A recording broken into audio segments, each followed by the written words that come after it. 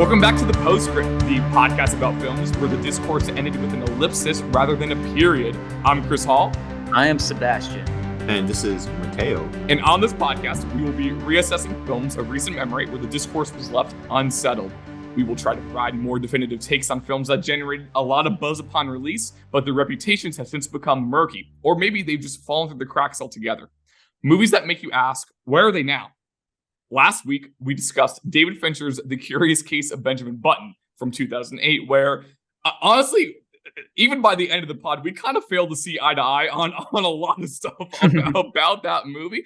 But I think at the very least, we agreed that it's falling out of culture, and kind of the reason we talked about it in the pod, and its place as the least discussed Fincher film has less to do with quality or craft or its ability to like resonate with an audience, and more so in the inherent kind of difficult to rewatch nature of the movie, being a nearly 3-hour patient romantic drama, and we agreed that, while all can probably admire the filmmaking and the visual merit of the movie, your personal enjoyment and mileage of the movie kind of depends on how on board you are with the sentimentality and the sincerity of the film.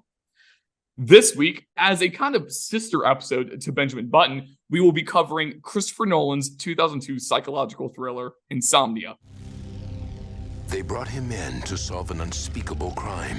Detective Dormer, it's such an honor to meet you. I'm Detective Ellie Burr. Welcome to Night Mute. So incredible to be working with you. The Leland Street murders was my case study at the Academy. Someone out there just beat a 17-year-old girl to death. Your job is to find him. This guy, he crossed the line, and he didn't even blink. Doing me here. Killing changes you. It's like awareness. Who am I speaking to? Trailers were, before, the mid-late 2000s, trailers were weird. They were crazy. I wonder what this content looked like. We might be hitting up that romantic comedy Batman Begins trailer. Yeah. It's like when they somehow found one-liners for Robin Williams to say for the trailer. It's like, what? Is this a comedy? Good morning, Night Mute, Alaska. I miss when trailers had voiceovers and stuff too. That was always crazy. And it would be like a spooky performance from Robert De Niro in Taxi Driver. It's like they would say crap like a chilling. They wouldn't say spooky, but they would say chilling or something. Now, Robert De Niro creates a terrifying portrait of life on the edge of madness. Tabby, just forget about this. It's nothing. Taxi Driver, a film by Martin Scorsese. This film, which is a remake of a 1997 Norwegian film of the same name, follows veteran police detective Will Dormer, played by Al Pacino, who is sent to a small town in Alaska where the sun never really sets to investigate the murder of a teenage girl. This movie was, for all intents and purposes, Christopher Nolan's sophomore directorial effort, or at least, his second movie with proper funding, we'll say, and it was his first studio movie as the highly anticipated follow-up to his beloved indie debut, Memento. The reason we wanted to talk about this movie is that, similar to Benjamin Button within David Fincher's catalog, this is without a doubt the least discussed and frankly most forgotten Christopher Nolan film. It's probably the only movie in his filmography you could even think about using the word forgotten to describe it, But unlike Benjamin Button, this movie didn't have a gimmick, right? Or really anything that generated a ton of buzz or discourse in the moment for it. It was a mid-budget, very well-received R-rated thriller that grossed about $115 million at the box office. So, pretty successful. And quick side note, those movies don't exist anymore. Insomnias don't exist. From a mid-budget thriller like that from a relatively unknown director, nowadays it would be a miniseries. It would be a 6-episode event on HBO Max. But, maybe we can circle back to that. And it's not like there was much controversy around this movie either, So why are we talking about it? Because as is defined in the opening of this podcast, the movies we cover on this pod have typically undergone lots of discourse and conversations that we are trying to put a period on, right? But this movie is essentially the exception that proves the rule. Because in the year 2023, in terms of general audiences, Christopher Nolan easily has the most widely discussed and debated filmography of any living filmmaker, at least in the past 20 years, I would say, of movie discourse. I think that's pretty fair to say. And he's one of the most critically and commercially successful directors of this century. Like, his foothold in the culture is like pretty unparalleled at this point in time. And as seen by the success of Oppenheimer, is one of the few directors whose name alone can put butts in seats. But nobody talks about Insomnia. Like, people do not talk about this movie. It's the only movie of his that people aren't yapping about 24/7. And like Benjamin Button with Fincher, it's the film that someone is to be least likely aware that Nolan directed it. It was also his last R-rated movie until Oppenheimer, and the only movie he doesn't have a writing credit on. Again, something we may touch on again. But it's not like it wasn't well received and we just like chose to forget about it. Like, oh, like we don't talk about Insomnia because something went wrong with it. No, like there's no reason for it to be a black sheep, But we want to talk about it because it checks a very important box for movies on this podcast, which is if somebody were to ask you what people actually think of this film, your answer would be, I don't really know. We do not really know what the general consensus or clear take on this movie is. So again, similar to Fincher and Benjamin Button, I don't think we're watching this movie in a like black and white, like, is this good or bad sense? Because again, Nolan is clearly at the minimum a technical master, right? So the craft will be there, right? We're more interested to see how this fits into his filmography and where the Nolanisms are really coming through in it. And that actually may be most clearly seen in the differences between his version and the original, and kind of comparing and contrasting those. Again, we will talk about that more. And then we will decide, what, if anything, what ought to be remembered from this film. Like, what ought to have remained kind of in film discussions and in the discourse, and what might be worth re-entering the zeitgeist, right? Even Nolan's on the record in interviews, like saying, like he was just straight up like, yeah, like, this is my most underrated movie. Like he literally said that. He was like, this is the least talked about. Like, I'm still very proud of it. And he says sometimes, like, once in a while, like, a fellow filmmaker will come up to him and like that'll be the one they want to like talk to him about the most, which is like so fascinating to me. So it's stuff like that makes me really, really excited to revisit it. And I'm sure for you guys as well, or for you guys, it's less so revisiting, but just watching it for the first time, because neither of you have seen it, right? No. Nope. Wow. Again, it's like, yeah, we are like Seb and Mateo are not like lukewarm on Nolan. Like we are full-throated like Nolan supporters. So the fact that this might be the most pro Nolan podcast trio on the planet. yeah. Like, I'm willing to say that.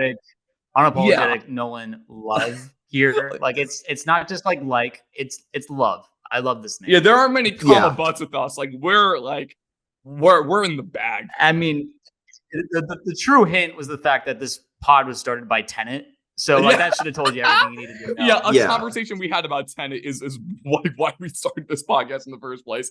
And so this is not like, oh, here come the Nolan skeptics. It's like, no, like it's we're the type of people, like, it's crazy that like someone like any of us three haven't finished his filmography, like it's like, which again, that is why we were watching, is like the crazy paradoxical nature that people like Seb and Mateo haven't seen a Nolan movie, like that is why we were choosing it. Because if they haven't seen it, it's like, well, then who is going to watch it, right? Who has?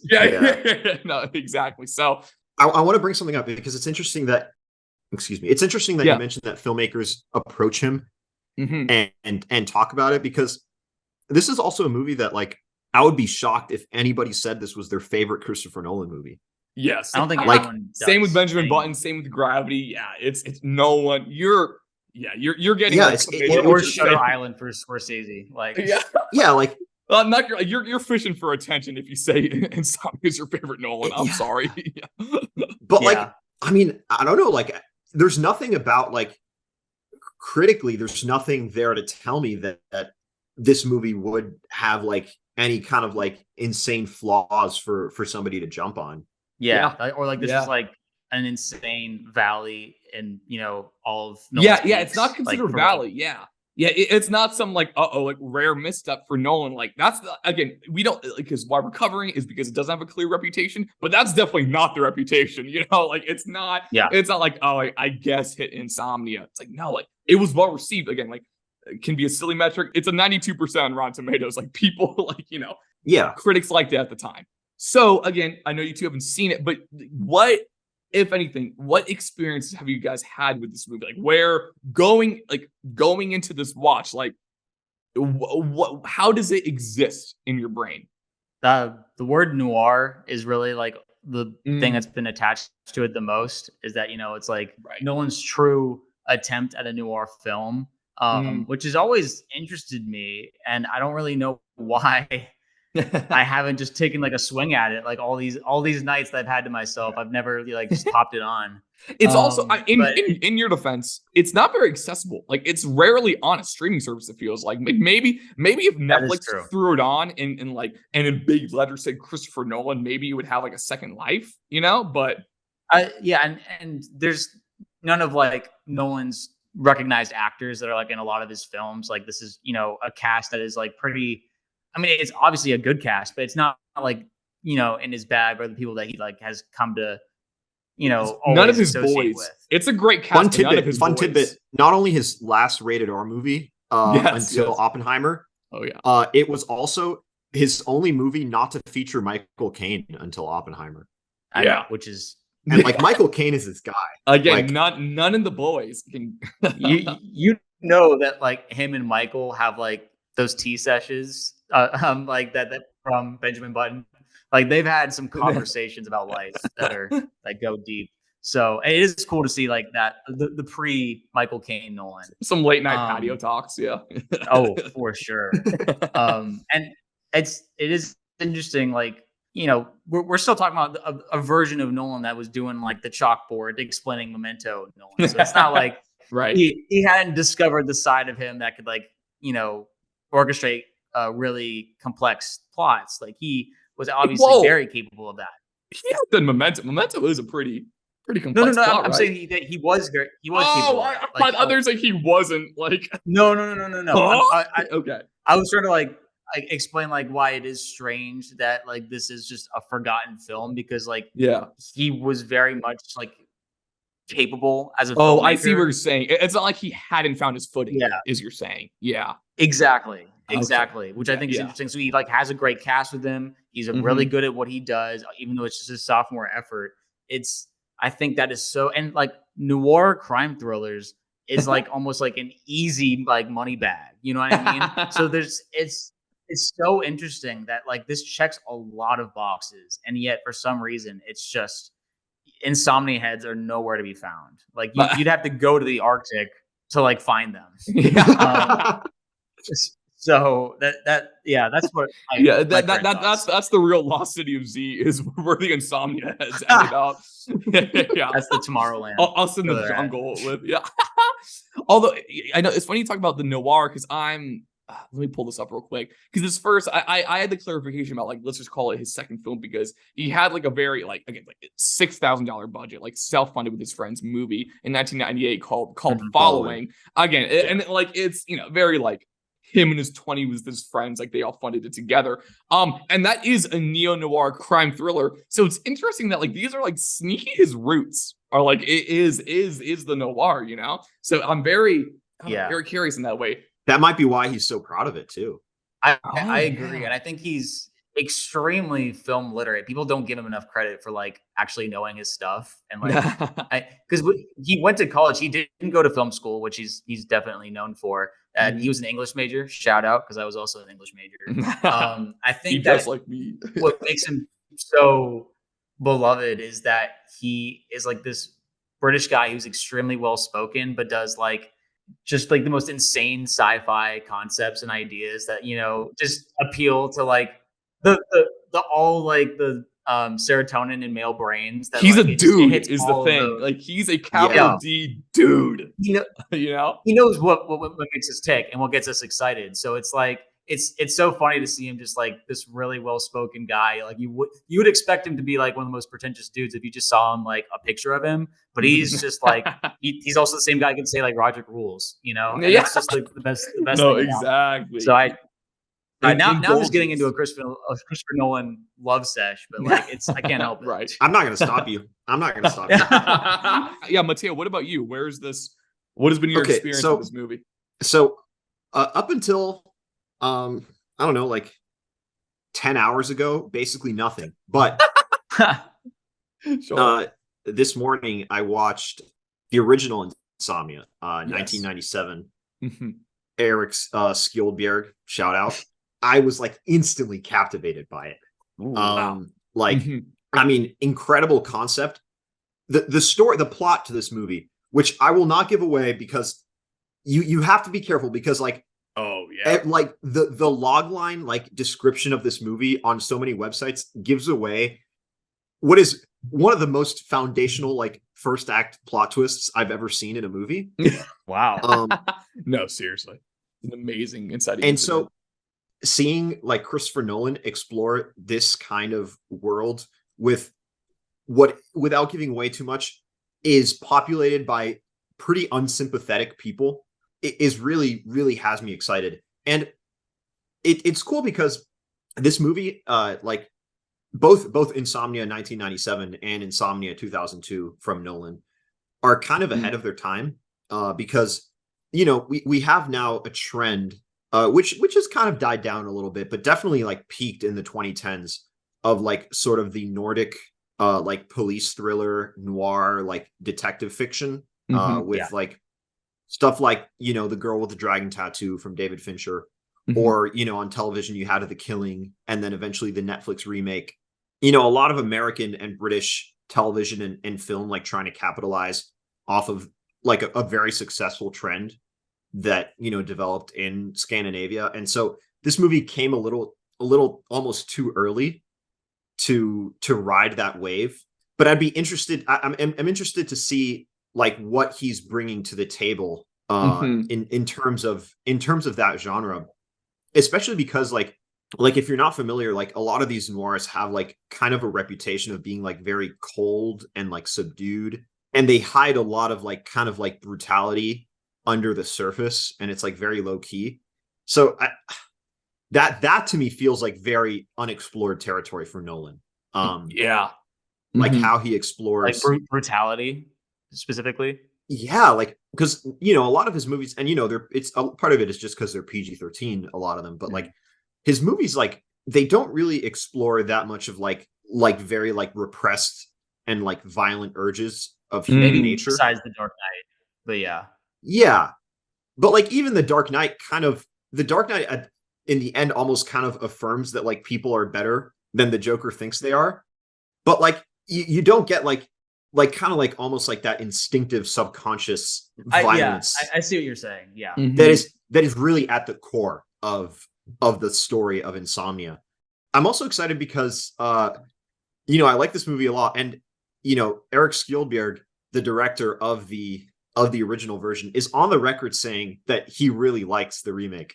Let's go. Okay. And I mean, like that's a good endorsement. Like, you know, like and normally I'll say this, I'm not really a fan of a lot of these like kind of like remakes. Like, I agree, because a lot of the times like you'll have a remake of like kind of like a movie that was successful like on the award circuit from like Europe or Asia that just ends up getting an American remake because producers are like, well, we can't really trust people to watch like this in a different language. Yeah. No, so let's just get it.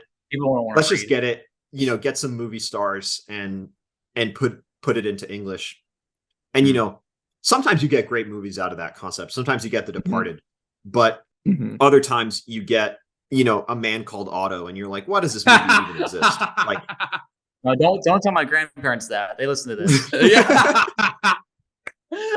But yeah, like I guess like all I'll be looking for while I watch this is like, does this movie have a reason to exist other than we need to get this story and have it make money for an American audience? Yeah, I'm very curious to see where Nolan took the story, like, you know, where it diverges, because it is 20 minutes longer. Like the original is like a tight 95, and this one's almost 2 hours, which is very, very interesting. And again, the first one was well received. Like like I think it's funny that like on Letterboxd they have almost the exact same like rating distribution curve, like, and about the same average rating, same like on Rotten Tomatoes too. You know, so it's not like it was a, you know, like, oh, let's remake it but do it better, or like, or it wasn't the inverse, like you said. It's not like it's known as like the worst, you know, like the inferior version. It'll be very fascinating to see what Nolan injects it with, to see if which of his sensibilities he kind of applies to it. And I'm curious. So I do plan on watching the 1997 before this one. How prevalent, because Hilary Swank is kind of like the third in the triumvirate of the cast of Nolan's. So it's Al Pacino, Robin Williams, and Hilary Swank. Very strong, especially in the early 2000s. A lot of clout for those three. Like that is like, there's a lot also of weight Robin Williams a pretty dark turn for him. Inspired. Oh no, that was maybe the buzziest thing about this movie at the time, was like the kind of subversion of casting, like because he had never really, he already won like an Oscar for Good Will Hunting at this point. So he was known for having good dramatic work, but he had never played like a dark character like this, like someone with like an evil or dark side. So like pretty inspired casting. And Nolan, like, actually, I'll just read out what he said. He goes, "What I thought of Robin was, well, he's an extraordinary guy to work with, and he really gave what I consider to be a flawless performance. I wound up watching the film hundreds of times as we cut it, and I never hit that point with the performance where you start to see the acting. Most performances, at a point, bits start to peel off in a way, but with Robbins, he was very much in that character. Not that he's a very dark person to work with, he's very lively and friendly and amusing to work with. He really found something within himself. I think it's a very underrated bit of work on his part." Very, very cool. Very, very cool. And you can love see that endorsement. I just want to say briefly, like, I don't think people give Nolan enough credit for being a really good actors director. Like, everyone's like, oh, he's so good at all the technical stuff. He gets some fantastic performances out of like almost every one of his movies. That there's like, and I love just like, sorry, no, and I love that he always like, he's like very willing, more than a lot of directors, to cast not looking at the type of the actor and just like seeing something more out of them. Yes. Like, like a lot of like the supporting cast of Oppenheimer, for example, it's like a lot of like these like, like kind of like teen heartthrob character. No, like, actors I think he just likes Harry subversive Styles for casting. Dunkirk.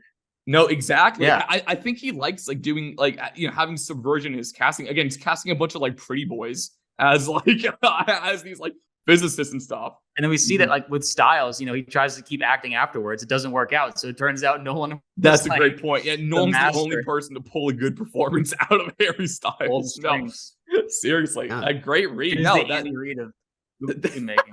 The Andy Reid. And also since then, I feel like we've seen that a little bit more of the like, oh, let's put a funny guy in an unexpected role. I'm sure that's been happening for as long as time, but like I'm thinking of like a bunch of like Adam Sandler roles, or that weird like that horror movie with like Kevin James a couple of years ago. You know what I'm talking about? It was a little small. Whoa. Yeah. No, Kevin James, he like shaves his head and is just like scary in it. I don't know. Whoa. Okay, Kevin. I know, crazy. But back to what I was saying. So Hilary Swank is in it again. We underestimate the grip Hilary Swank had in the early 2000s. She was I know she won Best Actress at least once, maybe twice. I don't know. People love Hilary Swank. She's kind of like, again, almost like co-lead with Pacino in this thing. And she's kind of our she's like the lead police officer in Alaska, kind of the vehicle, kind of almost like the insert for like the audience. And she is supposed to be like the kind of, if you're gonna root for anyone, it probably is her. Because I'm trying to think if there even was like a version of that character in the 1997 version. Like, what was there like there is a Swank character. There is a she's okay. That is like how prevalent is direct, how prevalent is the Norwegian Swank character? But that is interesting because now that you mentioned that, like, I didn't realize what character Hilary Swank was playing in the movie. But now that you mention it, I realize how much bigger the Hilary Swank role must be. Because interesting. She's important, but she's a very important character. And the performance is really solid. But like there you don't really spend that much time with her like as a character. Yeah. So knowing that now, I'm interested to see like what they do to flesh out Swank's character, who is like she's like the lead investigator in Alaska, and like in a lot of ways it almost like an antagonist, but like a good antagonist that you should be rooting for in a way. Yes, she is awesome. Without spoiling, she is on the force for good. We'll say that. But there is some I mean, the plot setup for this movie is so awesome. Like it's awesome. It's one of the coolest one of the I can't coolest wait. story concepts ever. I'm sorry. And I Dude, will say, I let's don't know how go. the sequence looks, but the inciting incident sequence in the Nolan version, that is what I remember most from this movie. So I watched it for the first time. It was 4 or 5 years ago. Oh, it's amazing. It's amazing. And funnily enough, so I watched it with my buddy. Again, not the movie's fault. We started it very late. It was like midnight, and so we, like the Pacino character, became sleepier as the movie went on. Again, not the movie's fault. But again, what I do remember most is the sequence where the incident happens is like pretty, like, it's pretty arresting and very visually pretty gripping. So I'm very excited to watch that again. And what other set pieces are in this film. There's also one line, just because I like setting things up. There's one line near the end. Well, 2 lines, but really one line that I still think about a lot, which I don't know, I'm just excited to talk about that later. But yeah, we're going to say, Seb? I was just saying, I was going to ask you about your first viewing of the movie, but now I guess I have my answer. The midnight insomniac, like you tried to, Again, method watching. Again, I wish I had like a stronger opinion about it to share right now, but like, yeah, but honestly, this asterisk, that was computer science course watching Insomnia all those years ago. So this feels like a soft reboot, a real first viewing of this movie in a lot of ways. And I do remember Robin Williams being very, very good. Okay, not a hot take. I'm sure we will all agree there. Nolan obviously agrees, but I want to see Al. I was about to bring up Al. Yeah. I love late career Al Pacino. It's interesting because I think he gets like stereotyped. He gets like stereotyped as this actor who he's like, he's always kind of like grunting. The hoo-ha dials get turned up a little bit in his later years. But like, he does get stereotyped. Like people act like there's not much. Yeah, like the mannerisms, like his mannerisms are so. It's interesting because like early Pacino, like in The Godfather, did not really have any mannerisms. He is an actor who, like, in the modern day is almost defined by his mannerisms, and yet like he can still, like, within that framework, like pump out some like incredible acting. Yeah. So no, and that was another thing Nolan said about, like, because this was the first time he had really worked with movie stars too. Like, he had Memento, which had like Guy Pearce and Carrie-Anne Moss, but they were not stars at that time, or at least I guess was Carrie-Anne Moss in The Matrix by that point? I think so. No, but again, she wasn't. Yes. Oh, Memento's 2000. Okay. I was gonna say, maybe, and honestly, maybe for all we know, it's like maybe he was, because obviously it's filmed before 2000. Maybe when he was working with her, it's like maybe The Matrix hadn't even come out yet, But again, she wasn't a star. Like, it's not like he was working with Meryl Streep after that. That being said, it was a really funny story Nolan said of working with Pacino, which I wanted to tie it back to. He said, I'll try to find like the exact quote, but he was saying how, like, this amazing story, how he would, like, after a take, go up to Pacino and like give him a note, and he'd be like, I already did that. Like, like obviously with not in like a snappy way, but like with a lot of grace, he'd be like, no, he'd be like, watch the dailies, like, I already did that. And Nolan would like look back at the other takes and be like, oh no, he was right. Like, he already he already did what I was asking from him. Like, it's just like it's on the screen. Like, he knows he did it, which is so crazy.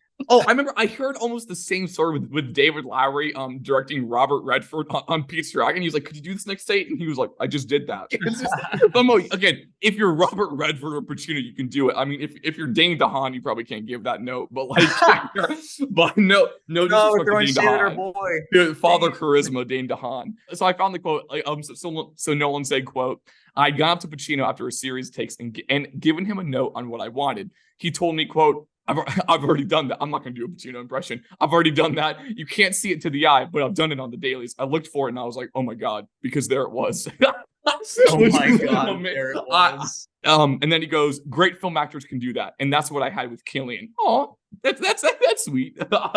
Just gassing his boy up. Let's go.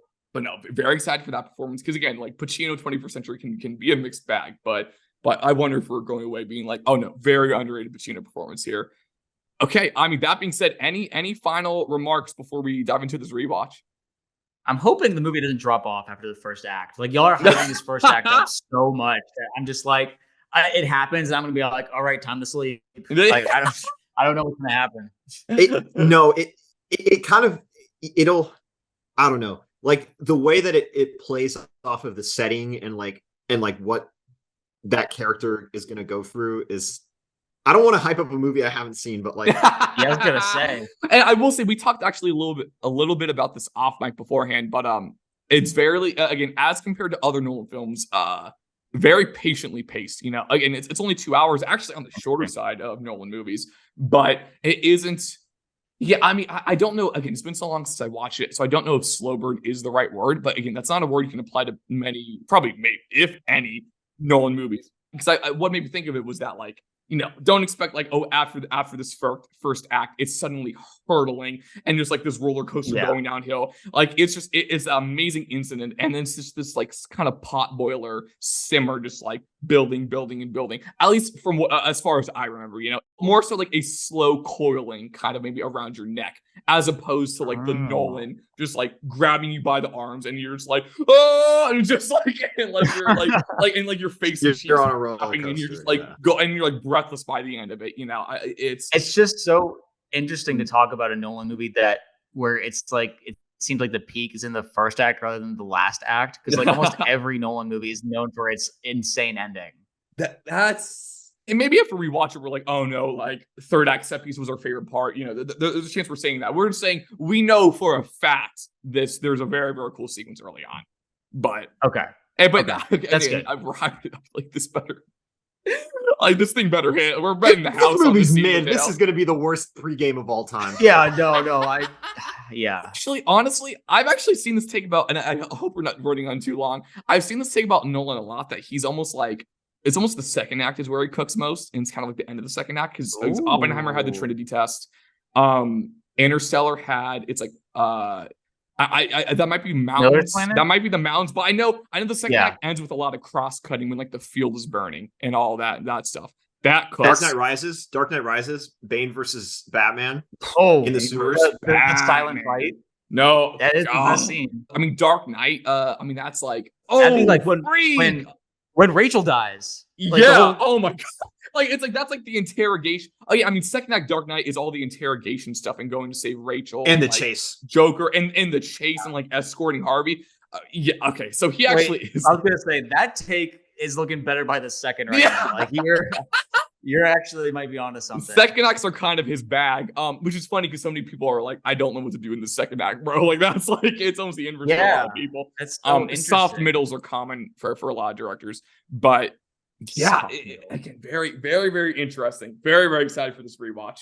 So yeah, okay. That being said, we will see you all on the other side. Can't sleep, Will? He will taunt you. You and I share a secret. We know how easy it is to kill somebody. He will torment you. Can't be easy after 3 days of no sleep. Are you seeing things yet? Those little tricks of light. He will get inside your head. There's a ferry about 5 miles north of Nightmute. I'll be on 11 o'clock. I have great respect for your profession, but the situation isn't yours to control, Will. You're trying to impress me, Finch. You got the wrong guy. Don't worry, Will. You can sleep when you're dead. And we're back. We are three sleepy boys who can't seem to get their bedroom can't seem to get their bedrooms quite dark enough. But we have some thoughts about Insomnia. Let's just dive right in. Seb, why don't you kick us off with your thoughts on Christopher Nolan's Insomnia? So I thought it was a great movie. Y'all weren't kidding about the inciting incident. I mean, y'all hyped it up quite a bit. So I was just kind of like, I don't know what's going to happen because like, this and it wasn't spoiled for you. It didn't get spoiled. No.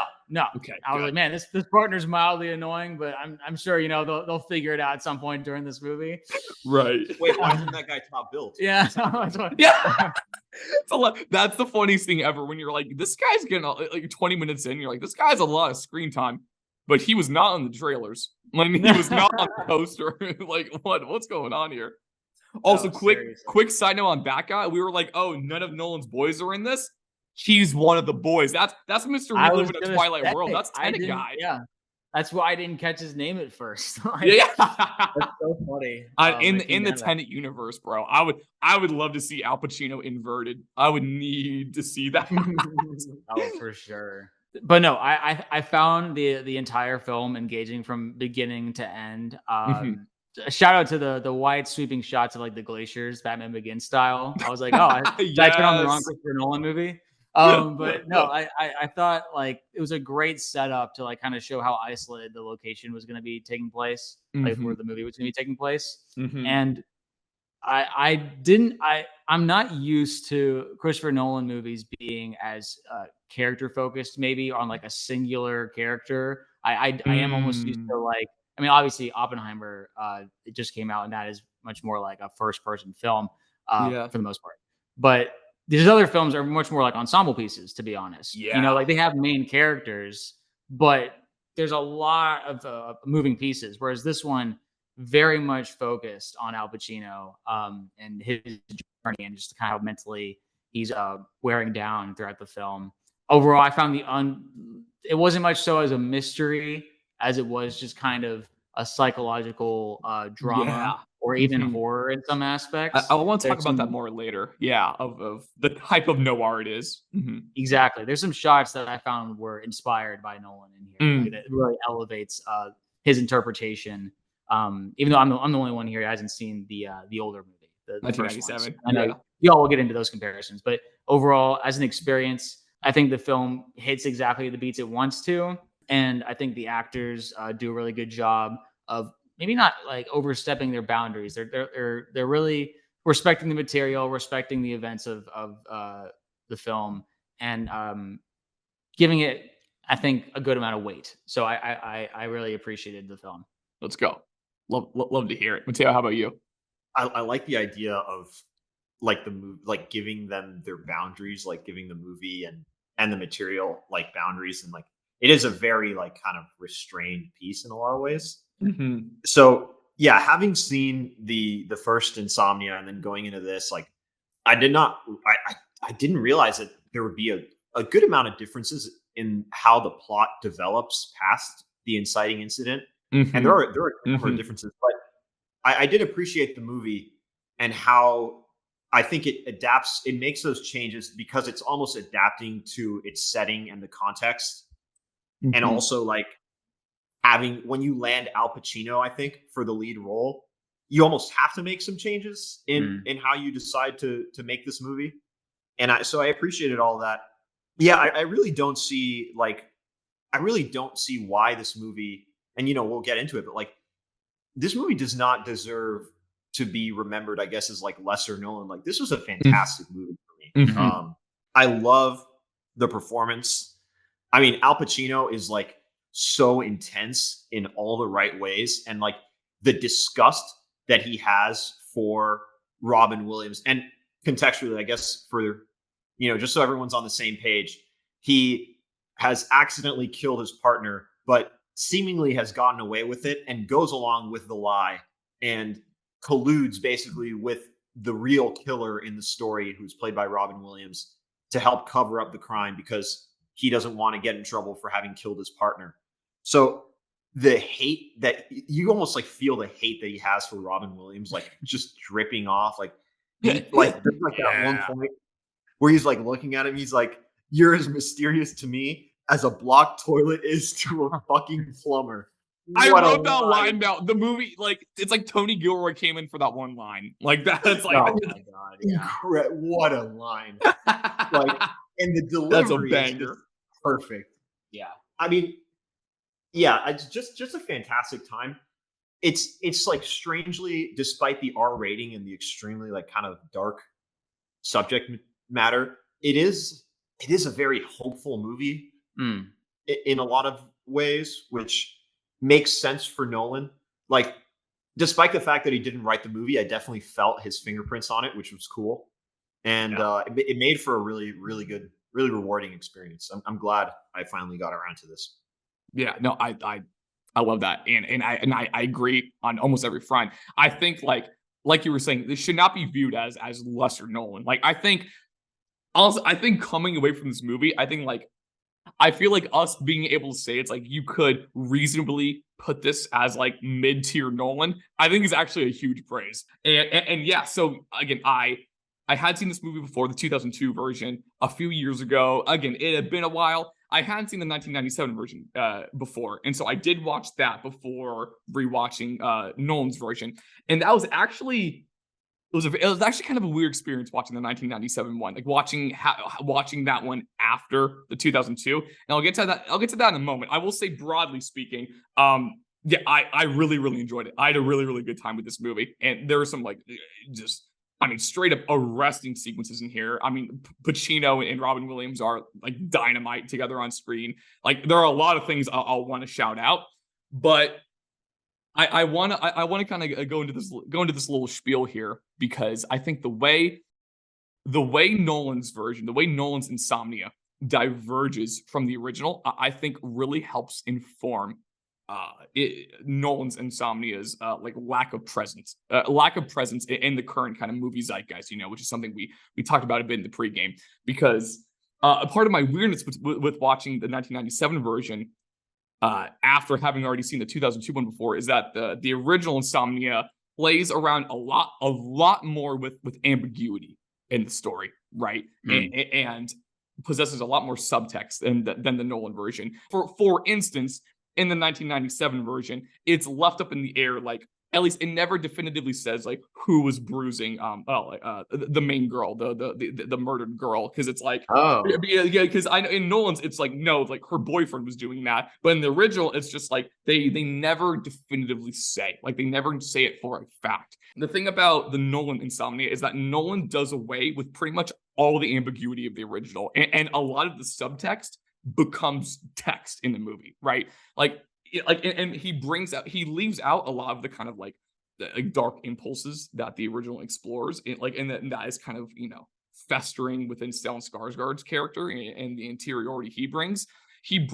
But he pretty much brings everything else from the original just to the surface. Like, not saying it's surface level, but things simmering in the original are now made much, much more prevalent, And so like, and there are a lot of different ways this manifests itself. And Mateo, like, feel free to jump in whenever you want if you have any thoughts on this. Yeah, there's a cool one of the interesting things, I think, like a little wrinkle that that Nolan's Insomnia introduces in the script is, and it's tying it back to real world events, because this movie came out in 2002, and then like in 2000 you had like the Rampart scandal with the LAPD. Like there was a lot of like real world, like insane, like headline grabbing police corruption happening in the LAPD that almost becomes part of Al Pacino's backstory, for sure. Yeah. And so it gives him a reason to kill his partner, because his partner was in on all of this corruption and was going to testify against him. That's not in the original movie. Yeah, Pacino brings in so much more baggage in this one than Stellan Skarsgård did. Like, wow. Yeah. And their ages are like inverted too, because in the other one, Stellan's younger than his partner by a good year. But this one, Pacino's like, again, older than Tenet guy. Yeah, he's the experienced guy with a so clean record, but yeah. Yeah, it's a much different dynamic. And they are much closer friends in the original as well. And so it's like more of like it's like a heartbreaking, like, I can't believe I just killed my friend, other than like, ooh, this is going to look bad type of thing, It's very, very interesting. And so, and like I was saying, like Nolan, we can get to like all the, just those character differences, but like Nolan, he really turns up the dials on so many aspects of the story. One of which, and this is like less so like a story thing that I want to get to, but like for example, especially with the titular insomnia of it all.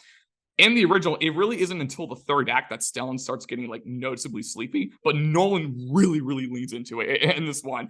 And I really want to highlight the way, because obviously Pacino's doing a lot in terms of like, his like, we can get to the way he plays the sleepiness, but it's very, very, very, very visible his increasingly sleep deprived nature throughout the film. And I really want to highlight the way Nolan depicts like the sleep deprivation and the restlessness, because I think we've talked about this on other podcasts before, but how sometimes it can be difficult to like succinctly describe or explain to someone what constitutes like good directing or good direction. And I think it's moments like, it's like those 20 seconds when Pacino kind of walks into the police office and he's all sleep deprived, and things just like the blades on the fan or so many different things, and like these like weird rack scenes, like he's becoming like hypersensitive to all these like sensory things around him, or like the windshield wipers on his car. Stuff like that is like really, really good direction of getting us like on his wavelength and communicating,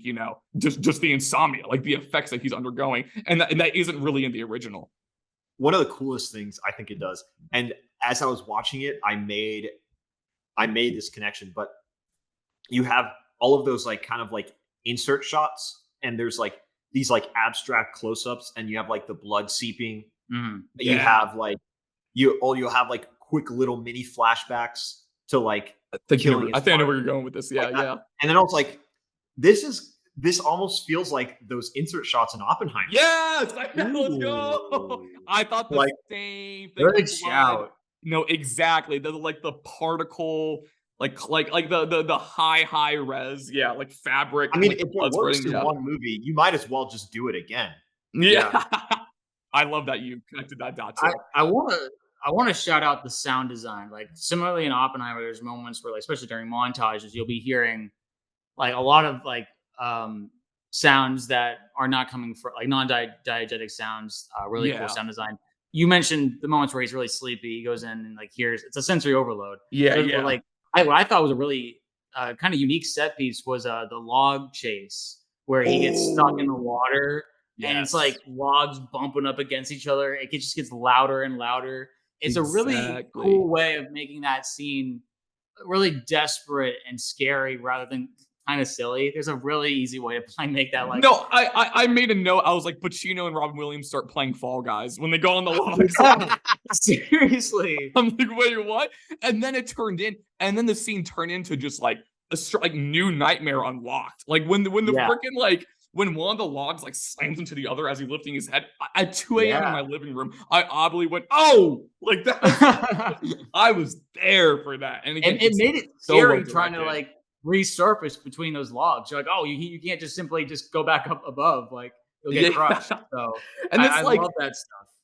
And this may sound so like broad and almost like a pseudo insightful take, and I hope that isn't the case. But I remember on like a pod they were talking about how Nolan, it's like he finds, it's like, I know it's like, oh, that's just movies, bro. But it's like the audios and the visuals, like the audio visual experience is where Nolan finds like the most meaning. Like it's like he communicates so much more meaning there. Almost not knocking his scripts, but like almost more there than almost like anything he could say. It's like that is where he is like truly expressing the most. And so like, and there's a quote from Nolan where he's like, where he criticizes studios for like prioritizing plot over the audiovisual experience and all that. And so so something like the way he depicts the sleep deprivation or like that log sequence, it's like, and it's something I'll touch back on more later. It's like what we remember from that is like, again, the way it made us feel. It's like there may not be, there's nothing to like dissect there. It's just like, wow, like that was really, really effective.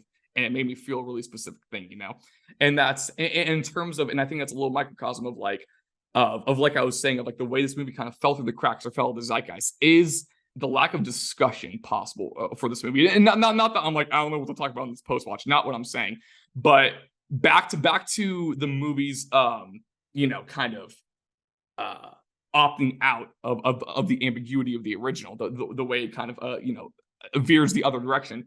Like, for example, like Robin Williams, his character has like 4 to 5 times as many lines as his counterpart in the original does, because like in like true Nolan fashion, like he pretty much spells out like every angle of the moral conundrum like of the movie, as well as the dynamic between like Pacino and Robin Williams, and he sheds so much more light on the psychology of Robin Williams' character, like, because sometimes it is fascinating seeing all the angles of like an intricate web of options or like routes the characters can take on screen, like the Kurosawa movie High and Low. So much of that movie is just the characters just like deciding what to do. They're like, well, we could do this, but then this would happen, or we could go this route. Like they're just explaining, but it's really, really like fascinating and compelling. And this movie does do that compelling sometimes, but there are like other moments where it feels like it's almost kind of stepping on its own toes, when it's just like, again, when it's making all the subtext text, and it's just like making sure like everything is being like stated and conveyed.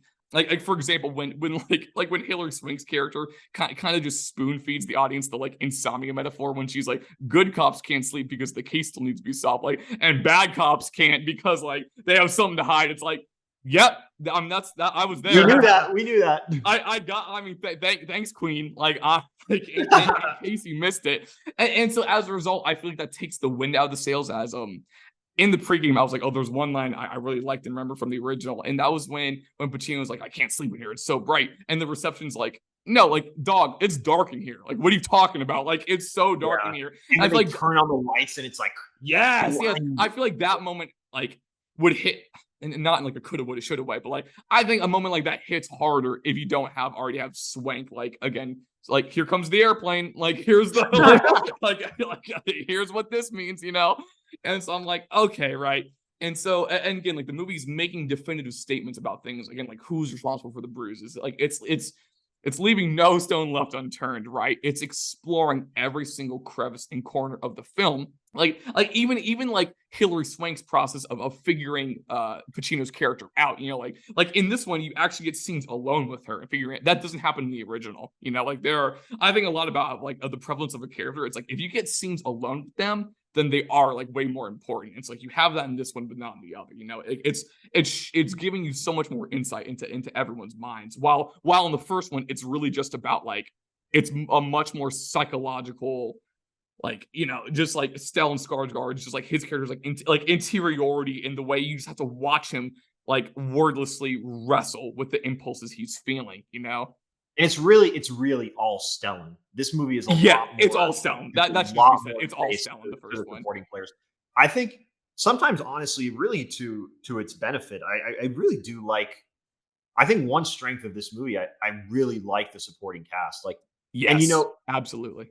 Hilary Swank's character it's interesting because she does have those moments where, yeah, like she is kind of like just the like exposition dump or like spoon feeding the audience, right? But that character is also like the way that they play her up, she's like very naive, right? Like, yeah, very green, as they say. Yeah, and I really like that. I really like that choice because, again, she is, you know, in terms of the function of the story, right? She's the antagonist, and even though she's the good guy. She's the good guy.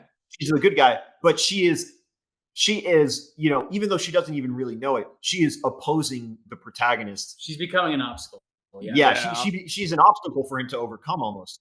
And the way that like slowly kind of like this person that she idolizes, like she starts to see like who he really is, like, and then the end of the film, you have that great moment where she ends up finding the bullet cartridge that proves that he's the one who shot and killed his partner. And she wants to like throw it away to like keep, you know, to like keep his legacy intact as like Al Pacino's like lying there dying. And then he tells her like, no, like you can't go down the same path that I did. Like that's a really like, that's a cool character moment that like kind of gives the movie almost, it wraps it up in a much more like optimistic way, but a way that is also feels like suited to like, you know, Christopher Nolan's vibe. Almost. No, I like that. Yeah. And again, that's a huge divergence from the original, because in the original, Stellan gets away with it. Like literally, it's like, no, exactly. It's like, oh my gosh, it's crazy. Like that's like, and again, like they make Pacino, they go out of the way, they make Pacino so much more redeemable and easy to root for in this movie than Stellan. Like in the original, Stellan, he plants the gun in the boyfriend's room without hesitation. He does it. While Pacino's like racing to try to like get it from the apartment, like to prevent this guy from being framed. And Stellan's just like bro didn't break a sweat in it. And then at the end, again, you off screen, it's you can tell the Swank character in the original is like getting a little suspicious. And then just at the very end, it's a very like understated scene where she just like, again, like Stellan can tell like she's being weird, and Stellan pretty much hits her with like the Joel from Last of Us 2. He's like, if you have something to say it. Like, you know, it's like whatever big speech you have planned. And she just like silently like takes the bullet, like takes his bullet casing or cartridge and just like sets it down the desk and just walks away. And he just like drives away. And it's like a really bleak ending. Like he just gets away with it. And another example, like we were talking about this off mic, in this film, in the Nolan version, Pacino, there's like a dead stray dog in like this little alley, and so he like fires a bullet like into this dog so he can like retrieve, you know, the fired bullet and then swap it with like the one, you know, to fire it from the gun of the Robin Williams character and swap it with the one in evidence that's from his own gun. In the original, the dog was alive, like originally, which is crazy. Stellan just finds the stray dog and he's like, let me cook. And then just like shoots the dog, and then like, yeah, gets the bullet out of it. And so it's like, and that right there is like a microcosm of just like, yeah, how much more like this movie wants us to like be able to root for Pacino. And also like, you can't, I should just make it more relatable. Like, just like, I feel like only 10% of the population is going to shoot a random dog to save their own life. No, Stellan, again, there are like, Stellan gives him some dark stuff in that original. And it could, again, when it's a $50 million studio budget, like, you know, like Western film, it's like, you kind of like, you can't really, it's hard to make the protagonist like that much of a gobbler, you know, like that unsympathetic, kind of like what Mateo was saying in the pregame. So yeah, like we were saying, this movie, again, with the way the story unfolds and the way it depicts like the characters and just the dynamics, it leaves very little to the imagination, the Nolan version, that is. And this is something we've mentioned before, and this, generally speaking, does not actually say anything about the true merit and quality of the filmmaking, you know. But some movies are just not designed for reactionary discussion, you know. And we described Gravity in this way. So like this movie's decision to opt for less ambiguity makes it less conducive for like post-watch discussion boards, you know. Like there's no real like twist, you know. There's nothing like, because from a story sense, there isn't really anything to deliberate further. Like it pretty much lays out all the cards for you. Like we know all the facts and the themes are very clearly stated. And like we've touched on a little bit already, like how like Hilary Swank is like the good guy, but the antagonist to our protagonist, you know. But like our protagonist isn't some like evil villain, you know. The way this movie's plot unfolds is very unique. While it is a noir, it's neither a whodunit nor like a real Hal Ketchum, you know. It occupies this very like singular like niche that again, like I said, also doesn't contain like any real twists or major reveals aside from maybe like the Pacino backstory of him, you know, of like the blood on the fabric and everything. And so like, ironically, I actually think this trait of the film may actually make it more rewatchable, since no scenes lose any weight once you know something. Like it's just like, it's not building some big reveal. It fully leans into its premise and explores as much as possible, right? And so there's nothing in this movie, and this isn't a bad thing, nothing in this movie is trying to provoke like a buzzy reaction or opinion from the audience, you know? And there's a flip side of the coin. There are very kind of like polemic movies that like desperately want people to talk about them and generate noise, but like don't contain much substance. And this is like the complete opposite side of the spectrum, right? I mean, I think also an interesting thing that I feel watching this movie, like this can be sometimes like a difficult movie to watch, maybe only because when you're in the, you know, you're in the driver's seat kind of with Al Pacino, he's the detective. And so you kind of want him as the detective to solve the crime. Like that's kind of like what you're wired to want to see. Yeah. But really what Al Pacino is doing is working against the investigation. Yeah. I don't think that's a perspective you normally watch from your hero. I think that's another thing that, like, if you're watching a movie like this, like, might kind of make it harder to remember because, you know, there, again, like you said, there are no big reveals. There are no mysteries. There are no secrets. Like, this is a movie that I think demands a lot more from a viewer, maybe, than some of Christopher. It might be Christopher Nolan's most demanding movie to watch because of that. Like, it's not like, you know, like every one of his movies kind of has that moment where you're like waiting for it and you're excited to see it, and then it happens and it's like, oh my gosh, like what a spectacle! And he doesn't really give you that in this movie. I was gonna say it's a pot boiler. Yeah. I mean, it is interesting to an extent. Al does complete his arc by the end of the film by, you know, saying like, don't go the route that I did. Don't like taint your record, you know, be better than me. As he dies. And I have to admit, the last words of this film being like, let me sleep, felt a little cheesy to me. A little cheesy, but I kind of like it. I don't know. Like I know it's on the nose, but it's like, well, and that's a moment where it's like that line would maybe feel less on the nose, like, again, without a Swank line, without it like overtly telling you like why he can't sleep, you know, like if all those things had been unsaid leading up to that point, then it's like, then that might hit harder, you know, if it's like, oh, they finally address it, but like, but again, that is a kind of like perfect bow on the arc. It's like they take it does work as an arc, which is why I'm a little interested in that comment. I feel like Nolan actually does a lot of the work for us by kind of wrapping up his character arc rather than just being like, ooh, like what was he a bad man at the end of his life? It's like, no, we're pretty sure he was a good man by the time he died. No, like I said, it's all the decisions are made for us in this movie. Yeah. So but yeah, it really comes down to like your experience with the film, like whether you find the subject matter challenging. Yeah. And that's the thing. It's like the value of this film comes from the way this film engages with its premise, because this movie is very aware of how unique the circumstances and the scenario and the framework the characters find themselves in, and it is unafraid to explore that. I'd like to ask both of you, like, from the Stellan version, the older version, is that relationship between the killer and the main guy, like the main cop, like, is that still there, or like absolutely. But it's a lot more unsaid. It's like, again, you get like I'm telling you, a fraction of exchanges and like lines delivered, but you get it. It's like, again, it's all in Stellan's face, because like you can just tell he like resents this guy, because like his, again, in an unstated way, you see the parallels between them two. And there's also and there's also another thing that happens in the movie, like Stellan and this woman, and like what happens between those two is like, again, it's never addressed, but it kind of parallels what happens with Robin Williams' character, his counterpart, and just like and the girl. There's a lot more, again, there's like dark impulses, there's a lot more explored there. And so it's all unstated, but you can just kind of see, you get some breadcrumbs as to what's going on in the bad guy's mind, in the author's mind. And it's just like, it's just enough for you to be like, oh, this is probably pissing Stellan off, But again, it's a lot more unsaid. But like, Robin Williams' performance, he has a lot more to do, because a lot more is out there. It is. I mean, he's more defined. He's way more defined by the nature of the movie.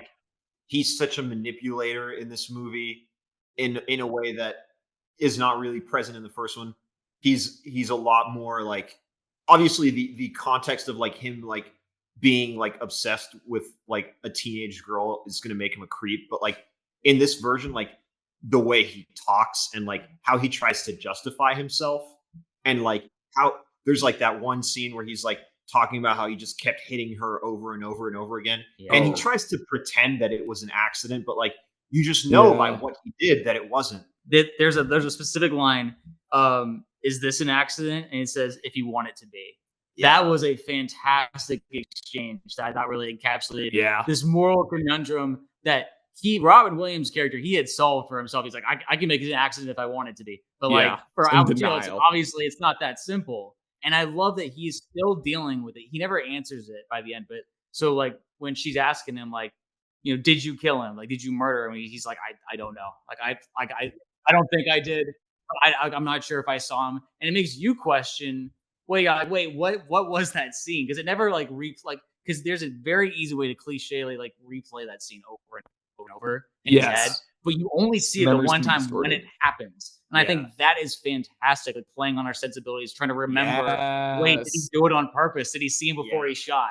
Maybe the only bit of ambiguity in the movie where he's like, did I do it? Like the way, again, in very Nolan fashion of just like memories and just like time passing, he's just like, I'm really not sure. Like I just like everything's just being distorted, No, that scene where what you were talking about, Mateo, and when he's describing what happened on the phone, and it's those very Nolan-y, like quick flashes, like Gene Tatlock dying in Oppenheimer. Those like quick, just like that, like violent flashes. So effective.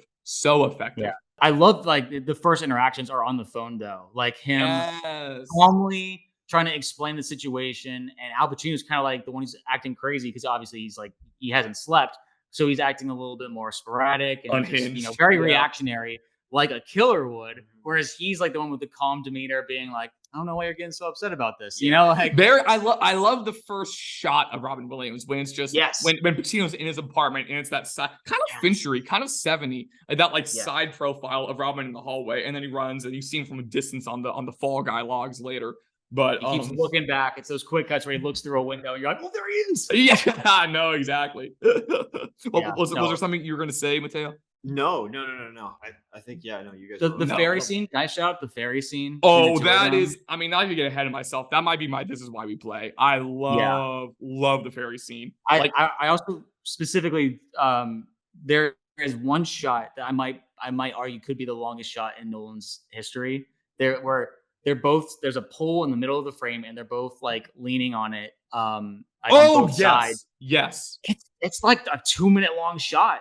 And I'm like, I don't think Nolan's ever done a shot this long before. No, I'm so glad you highlight that. That was like that one Spielberg quote I mentioned on the Birdman Paul that one time when he was like, when your actors are that good, he's like, you just put them in a 2-shot and hit record. And that's all you need. And like, that's let a him perfect example of that. And I think, and I wanted to choose that kind of as my This Is Why We Play, because I was thinking about Mateo's This Is Why We Play on Shutter Island when it was just the car ride scene with like the general, and it's just two people talking, and it's just like very, very well written, very, very good actors, and very fascinating subject matter. I'm like, that's all I need. It's just these two guys sitting and standing next to each other, but like I can't take my eyes away. It's an eminently rewatchable scene.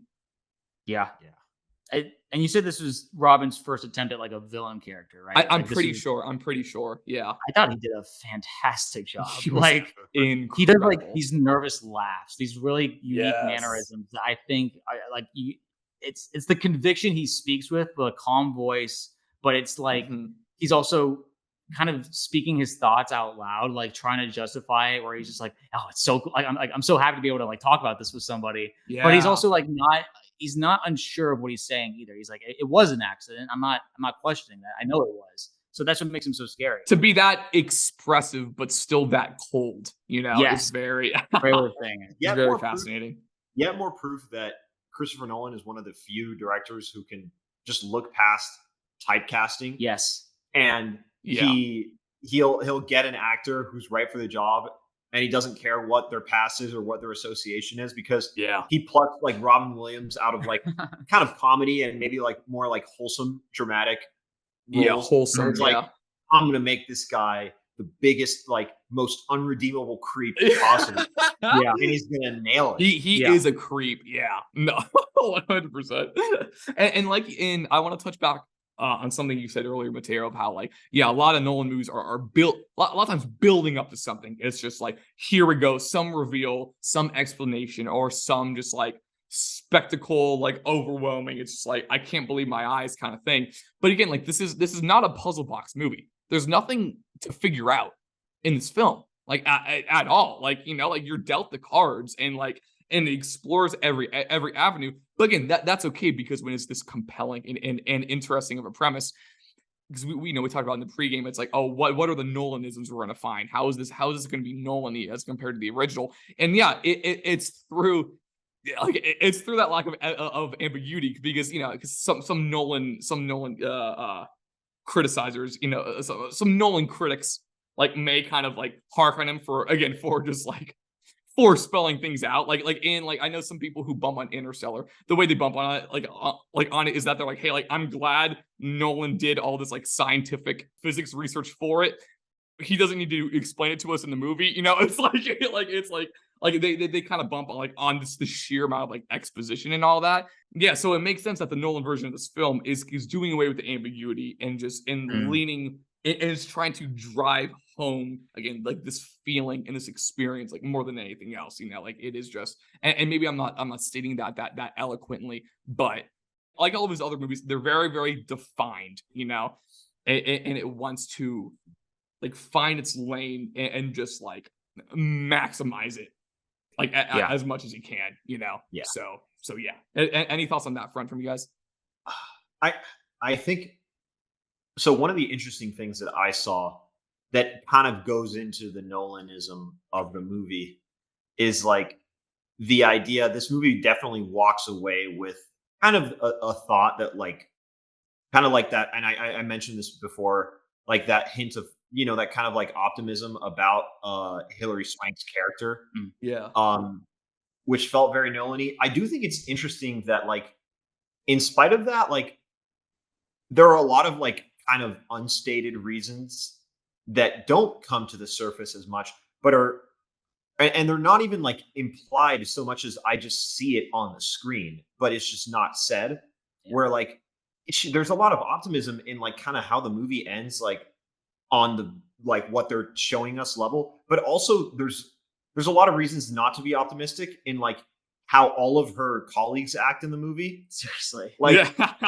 Yeah, they're all like very unsympathetic, and it's like even if you turn, even if you like turn on this like straight path, like there's all these other cops here that are just like boomers. They're not like, you don't see them doing these like overt like corrupt acts, but like they also don't particularly care about the truth in the investigation. Like they're not very invested or hardworking the way she is. They like, just want to close the case. Yeah. And it's like, man, like that's I think where like I'm walking away thinking this movie is interesting for those moments. Like this movie is maybe almost like lacks awareness of how dark it is. No one really tackles the injustice of the police system. Everything he didn't get to cover in here, he does in the Batman movies. Yeah. So, right. So pretty much. Speaking of the Nolisms, though, I want to shout out. I gotta imagine the scene where he goes to the interrogation to hide the gun, and it's intercutting between like the cops like getting the warrant and trying to get to the house while he's trying to hide it. And that intercutting, classic Nolan. I have to imagine he cross cuts as good as anybody. Yeah. Yeah, I was gonna say I have to imagine that was probably done better in the Nolan version than Oh, that's not in. Oh, I mean that's not even in the original. I think he said he hid the gun in the first. Oh, well, I mean, he hides the gun, but like under the kid's bed. Yeah. Wow. No, yeah. Oh no, he goes there himself and he just does it, and then like something Nolan would not put in his movie follows. Like while he's trying. Oh no. While he's trying to get away, we just if you know, you know. But like, yeah. Okay. That's good to know.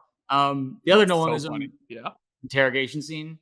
We have another interrogation scene in here that I thought was actually done really, really well. I don't know what exactly he said. He's like, if he's the good cop, like, I don't want to see the bad cop. I don't want to see the bad one. That was like that honestly could be in the Dark Knight. Yeah. I love just the dynamic of that interrogation scene where he's like, yes, they're both in on it at that point. And he's still going at him. Yeah. They don't really know what the other, like, there's no plan going in, which makes it kind of an interesting dynamic that they're looking at each other. Like, what move are you going to play? Like, how do we like, he's looking at him, he's like, oh, I'm pretty sure he hit the gun somewhere like in this spot in his house. And he's like, wink, wink, basically looking at him. And maybe in one place or several. Yeah. Yeah. And he's trying to leave, but they won't let him. So he's like, okay, I got to like create a scene so they'll kick me out. And so I thought that was like really well done. As a different type of interrogation where it's like, never gets violent, but it has its own identity. And those are the kinds of mind games. I can see why Nolan was attracted to the script because he loves that kind of like mind versus mind, like kind of like competition and game. Absolutely. He loves that theme. He comes back to it in The Prestige. He comes back to it in The Dark Knight. Like, and you see a lot of that here as well. Mm-hmm.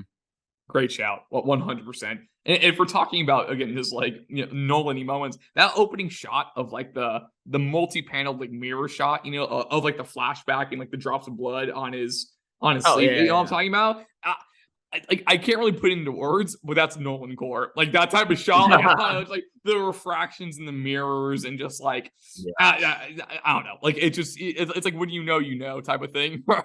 Yeah, and I love the context where it becomes the story about him planting the evidence. Yeah. That was brutal. It was a very effective image for sure, and like that final reveal. Yeah. And he has no regrets too. That's the best part. When he's telling that story, he's just like, it's just by the means. Yeah. Very, very, very interesting. And also just, visually speaking, this movie hasn't really aged visually. It looks very, very good. Again, Nolan will always go on location. But the fog scene, the inciting incident, amazing. Just an amazing movie environment, amazing setting for that set piece. Like Apex Mountain for fog. It's up there. Like best fog in movies. Very, very good. Very, very. Love that disorienting. Yes. Like the sound design is so good too. Like it's a perfect manifestation of insomnia because brain fog when you're sleepy. It's just that's literally what it is. Is you just feel like you're walking around it. Yeah. Disorienting. Amazing sequence. Well, what did you think about the scene where when he realizes that he's shot his partner and he goes up to him and they have an exchange? It's not like he shot him and he was like dead. Yeah. No, because there's that heartbreaking he thinks he did it on purpose. Yeah. That's terrifying. Get away from me. Yeah, like I mean, That is terrifying. that is like the idea of like dwelling on that for the whole movie, like, and because it's not just the guilt that he killed him, but then like he has to think about how like that his last moments were just like he thought he'd done afraid purpose. of him. Yeah. Like that'll be his last tough. memory of him. Like, Which it's a great story. It's a great story. Yeah. I want to talk about though. Again, we've talked about so many things we appreciate and enjoy about this movie, but I mean, like for reference, I mean, Seb, you did give it a 3.5, so I want to. Yeah, I'm curious to hear where you may have bumped on it. So yeah, where I think that I think sometimes this movie maybe loses the forest and the trees a little bit, where it feels like it's genre flipping a little bit, and I'm not sure what kind of movie I'm sitting in. Where like I feel like Nolan is very typically consistent with tone, and he's just like always operating in a similar bag. Whereas there'd be scenes where pacing wise, I'd feel a bit uneven, where it's like, wait, we're focusing on the moments where he's really disoriented in sleep, and now he's like at work trying to like, hide himself, and now he's working with the bad guy, and now he's back with trying to like, I don't know. I just didn't really like how the story flowed at times, where I was just like, I would rather it stay focused on one of these aspects for longer than maybe like one scene, because it'd just be like a scene of one thing, and then we're doing maybe B plot and maybe even C plot, then back to A. And I didn't really find the pacing very jointed. I still love the first act. The setup was great. And so I was all in after that inciting incident. It's just like getting to the end felt a bit or like very bumpy at times for me, I'd say. Interesting. So okay, yeah. I can see that. I think where the second movie or where the original like kind of handles the post shooting kind of just with like a very consistent slow burn. This movie is like kind of jumping around, and sometimes will like accelerate and decelerate very a lot of other stakes than just like how is he handling this incident. It kind of lurches forward sometimes. I definitely see that. See that criticism. I also would have liked more from Hillary, to be honest. Like she's maybe this is my fault, because like y'all were like hyping her up, like it's like, oh, she's got way more of a role in this one. And I was watching, I was like, dang, like she's only getting like like very few lines to work with here. And like, I mean, especially by the end, she has a pretty significant stake in the story. She's a lot more interesting in the third act. She's kind of it's like an archetype. Like first character for the first two almost. Like, so I would have preferred more from her. Definitely valid. Yeah. And obviously it's important to still stick with Pacino. But like but I know what you're saying of like maybe just like making her a little more than just like the very green cop, But, although I will say one thing I did like about like her is that she like, and actually maybe this sets up this next segment. One thing I want to talk about is how so I like Swing in this movie because she looks like she could be a cop, like sometimes it's like it was like when Dakota Johnson was in that period piece, and it's like like she got iPhone face. It's like I know she's seeing an iPhone, and sometimes you see like an actor or someone as like a cop or in some position. It's like I'm seeing like Tobey Maguire in like a military uniform right now. It's like I don't know, man. It's like I don't know if I'm buying this, and like you can buy the physicality of that performance, which I really really like. But one thing. I don't know if I said this up properly, but I want to start here with a new segment I want to do on this podcast every single week, and that is, and we talked about it unintentionally a bit last week, but if Tim Robinson were in this movie, oh my god, what role would he play? I have my answer, but I want to know what you guys think. Tim Robinson. If Tim Robinson, I think Tim Robinson was cast in this movie, who would he play? Unhinged. Is he just doing unhinged comedian persona?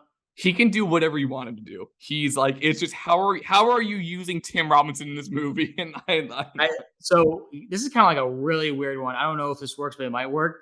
There's a bit that I thought was really funny, like a good Nolan piece of humor, where he's like doing the switching of the bullet in the car, and as soon as he presses gas, he almost hits someone. And like, what the hell's wrong with you? I feel like Tim's pulled off that line as that really one well. scene is like Just like a little one-off where like I feel like that line reading that'd be a fun one-off. That'd be a fun one-off. Yeah. I mean, like I think any one of the other cops in of the Night Mute, like kind of police yeah.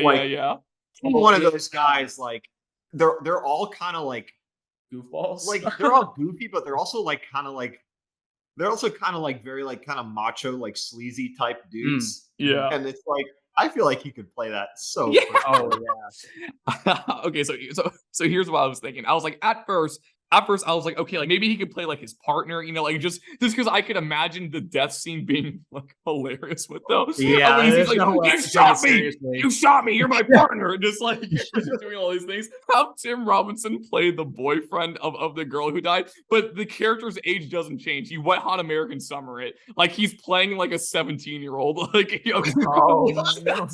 just like dressing down Al Pacino. He's the only person who could do that. That's exactly what I'm saying. I thought him sitting in a high school classroom and then just like absolutely like smoking a cigar to look as like cool as he can, but like just absolutely having no idea what he's talking about. That'd be funny. If Insomnia was once again being remade in 2023, from the tone and direction of the Christopher Nolan version, who would we recast as the three main roles of Pacino, Robin Williams, and Hilary Swank? Who would you guys cast instead? I have my picks. I have some options. If you want to hear them first, let me know. Do you want to hear what I was thinking first, or do you want to think first? I needed time for this. I need to think. Yeah. I mean, it's almost like this is kind of a dumb answer, but like if we just get like some good de-aging CGI on Al Pacino, he could do this again. I mean, like after watching Heat, where he like kind of the perfect like LA cop performance, like he feels like so right for this role. But oh man, like who would it? I got one for you for Pacino. Okay. I was thinking, I don't know if either of you have seen True Detective season 1, but I think McConaughey could do the Pacino. Oh yeah, wow, yeah, okay, interesting. He does that, like he does the sleepiness bit in True Detective a bit, and he can do a little bit of unhingedness. I think McConaughey is the Pacino replacement, a little Interstellar reunion. For Robin Williams, and I promise there's more critical thinking here than just like, oh, who's another funny guy that could do this role? If he's able to do the coldness and the dark side of the character, I actually do think Adam Sandler could do it, because he could do the gentleness and the insecurity of that character. Adam Sandler, that's an interesting one. I do like that. If he could sell us on the dark side, I think he could absolutely do it. Like, because I could see him in those interrogation scenes. I mean, I'm imagining on either side of he could equally play the he could equally play the LA cop and also play the Robin Williams character, but Bill Hader. Oh, I like that a lot. Oh, Hader could cook in this. Hader could cook. I also think, just thought of this one, maybe Jamie Foxx for the Robin Williams character. I could see him doing that really well. I think he can do the like pseudo innocent naivete of it, but he's also an unbelievable actor and can turn. Again, boring answer, but I mean, that cop Denzel every day of the week, right? I mean, you're absolutely right. Like that is his bag, is the thing. Like that's like oh Denzel's my, you bet the house on that. I was gonna say I was gonna throw Paul Dano as for my answer. Oh, that's kind of easy. Hilary Swank. If you age her by like a couple years, 3 or 4 years, like wait a little bit, Haley Steinfeld can maybe do it. I think that's interesting. And I know this person's stock isn't huge right now, so it's easy to be like, oh, I don't know. But it's like Brie Larson did come to mind as well, because she has the physicality. Yeah. No, sure. I will say though, if we were recasting for something more in the line of the 1997 Insomnia, Michael Fassbender could absolutely do the Stellan. No question. It's also a very like mid 2010s Gosling role of how like internalized it is, but Fassbender would. The darker and like nastier sides of it, Fassbender would kill. Yeah. That. He would smoke that. Okay. I thought that was fun just because it's like, because the movie's been, I mean, this is the oldest movie we've covered so far on the pod. I mean, it came out 21 years ago. Yeah, I guess you're right. But which is why I'm like, I felt like this warranted a, like, if we were to recast, because so much time has passed, you know, won't be able to do this for like every movie, but I thought it was fun for this one. The third iteration of Insomnia. The third Insomnia, my favorite trilogy. Yeah. Insomnia. Okay. Yeah. Let's dive into This Is Why We Play. Okay, so all right, so This Is Why We Play for me. We have not mentioned this scene at all. Okay. But it's one of my, I mean, it's my favorite scene in the movie. When he is driving, he meets with, he finds, and this is still where he's kind of conducting the investigation. And he has not met Robin Williams yet, but he talks to the boyfriend, and he sees that he is now like hanging out with a different girl, and then he like goes on a drive with her, and like she, you know, like she's like almost like making these like weird kind of like advances on him, and like it's flipped in the 1997 version. Crazy vibes. Threatening to like drive the car straight into the truck, and then swerves out of the way. I know he'll move first. The like the tension is so like palpable, and it keeps going up, and Al Pacino can match that energy. Al Pacino can always match the energy of the scene, and he goes to the dumpster, and then, you know, he's kind of like waiting around these like piles of garbage, and like he's like in a garbage bag. He's like eating her. He's like almost like he's just like verbally just assaulting her, like trying to get what he wants, and then, you know, all-time line delivery from Al Pacino, like, this is where he found her, wrapped up in garbage bags. Like, incredible. No, that's like, no one can do a line like that quite like Pacino. And I know we did our recasting thing, but we haven't really talked about Pacino specifically that much.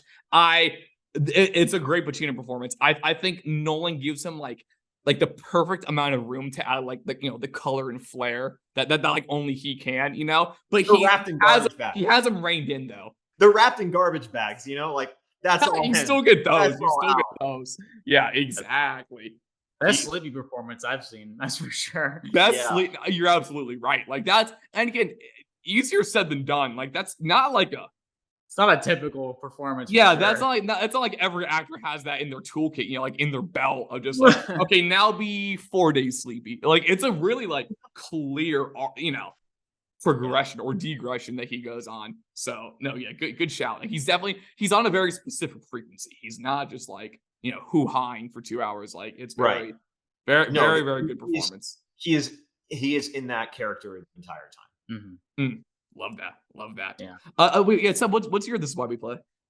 It's a shot that is happening when at the very end he is trying to cover up the sunlight in the room. He's kind of going a little crazy. He's trying to pack his bag at the same time. Yeah. And he looks behind him, and there's a shot of the partner in the shadow, the hallucination, who's watching him, and in almost like a disappointed way, like just turns away and looks away from him. Yeah. And I was like, what a that was like the only time he really showed up as a hallucination in the film.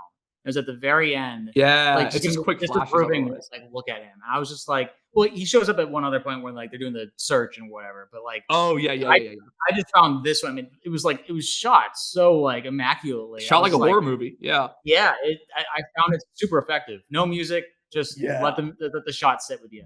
That's a great pick, and I'm loving that we're unearthing these Insomnia Oppenheimer kind of connections right now, because it's like because people are talking about how Nolan is using some like horror filmmaking techniques in Oppenheimer. He kind of is here too, especially with sound, like almost like minor jump scares at points. I'm not gonna be like, oh, this is actually a horror movie, not my take, but there are little elements, little flourishes that have you know some horror stuff in here. Yeah, I mean that's what I'm saying. Like when we do This Is Why We Play, it's why we make movies specifically. It's not like, oh, what a great moment. It's like you don't have a silent shot of someone looking at you disapprovingly in any other medium. This is we make movies so we can have moments like that where you just feel unsettled looking at that quick shot. Yeah, it's like this is why we put in all this effort. Yeah, and so why when mine was like the fairy scene, it's like just just to have people that talented just Yeah. sparring like that on camera, it's like that's like so electrifying to see, you know. Mhm. Really, really love that. So, okay, I mean, that being said, if we are going to, you know, kind of put a period on this discourse, right, and sum this all up, and like the legacy of this movie in a nice bow, or maybe what its legacy or reputation should be, what are we saying? What are we saying? Don't sleep on it. Yeah, I mean, like this is you know, a Christopher Nolan movie, which Mhm. you know, despite the fact that it's the only movie he didn't write, and it's like, you know, kind of out of his wheelhouse, maybe in terms of the genre. Uh, it still has all the marks of him as a director, and yeah, I mean, it feels it's kind of disappointing that this one almost slipped through the cracks. Even though I Yeah. understand, you know, I understand why, because like this is a movie that like all Christopher Nolan feels somebody who is a director who's like very kind of tapped into the modern day and what the modern audience member is looking for. Mm. And this movie feels like a movie of the 80s and the 90s, Mm. and not like a movie of you know, the 2010s of the now, which all of his movies Very really interesting. kind of do feel very modern. I don't think, you know, if you're somebody who appreciates, you know, movies of the 80s and the 90s, like if you're somebody who appreciates that kind of film history, like this is still like a fantastic like police film. Like it has an incredible premise, great acting. It's like it has all the ingredients of a great movie. Mhm. Like so, yeah. There's almost no reason to sleep on this. You know, it's Mhm. hard for me to find like a good reason to just like set this one aside. Yeah, It's interesting. exactly. I think it's just a film, and in Nolan's filmography, maybe it got lost because he's just accomplished such incredible feats Yeah. as a director that you're just almost like, it's, you know, like it's And it's a anyone story. else scenario, It's yeah. a good film. But yeah, for anyone else, it would have been lauded as like, wow, that's like a really Yeah, really it's good like director. remember this banger, yeah. Yeah, It's like but when are they gonna make an Insomnia again? You know, it's like someone like Yeah. that, yeah. And exactly. he's not really pushing the medium forward in this movie, but Right. I don't think that takes away from Yeah, its exactly. greatness. I, Everyone is what I was thinking this. It's like for Christopher Nolan fans, for people who are fans of Christopher Nolan's work, and if you're like, oh, I would, you know, like if you're like, I would like to watch all his movies. This film is not homework. Like this isn't a like this is like this No. isn't just a box you need to check, right? And like we kind of had a conversation about this like with Benjamin Button, but like I think it applies even more here. It's like what you like or maybe even dislike about Nolan, because we talk about like the ambiguity and stuff a bit, is very much so in this movie. Like it is a lot more in conversation with his other films than you may expect. Again, like we were just conversing, you know, just now about it. It's kind of, you know, shared DNA with Oppenheimer, and it's also like we were saying of equal merit to like. It doesn't stick out like a sore thumb quality wise in his filmography in the slightest. Like it's a Nolan movie through and through, right? And the lack of buzziness or like cultural stickiness to this film, it's just kind of the nature of the thing, of the nature of this type of movie. You know, like it's not. Low-key. It, it was not. Yeah. It's not bred for like, you know, like Reddit discussion boards or Reddit theory. Yeah, like Screen Rant theory articles again. And we said this about, you know, like Gravity and stuff as well. It's like there's not much on the margins of this movie to discuss. It's just like it's just a really, really solid product, you know. So yeah, okay. That being said, you know, any last thoughts on your guys' mind? I mean, movie lived up to its title. There's a lot like more sleeplessness than I expected. Not gonna Let's go. lie. And that, Yeah.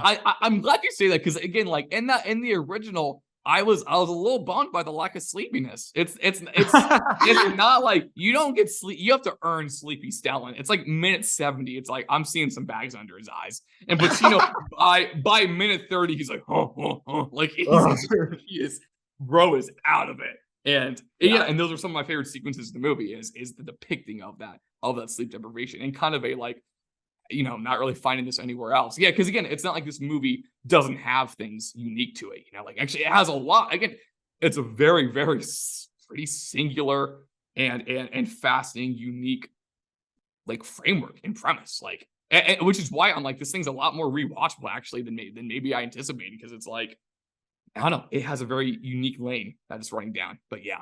Okay. That being said, thank you all for listening this far. And next week, a very unorthodox episode, because to commemorate the release of Ridley Scott's Napoleon, we're doing it's a little double feature moment. A little double feature. We will be watching Prometheus and Alien Covenants. His kind of his Alien Legacy sequels, right? Or his prequel sequels, however you want to pronounce, however you want to define them. It's their existence is kind of weird, but it's Ridley, you know. So very, very excited to revisit. What time for Michael Fassbender? You know, he's got The Killer out, and Fassbender is back. Fassbender, I'm hearing Fassbender's being cast in the new Insomnia too. That's crazy. Whoa. He's being celebrated twice in 1 week on the Postscript. Yeah, truly. We gotta bring him up every week. Yeah. Who would Tim Robinson play, and who would Michael Fassbender play? I can't even imagine those two people in the same room. No, Michael Fassbender. No. Like they can't occupy the same space. That's no. We think about this the rest of the day. Thank you all for listening this far, and we will see you next week.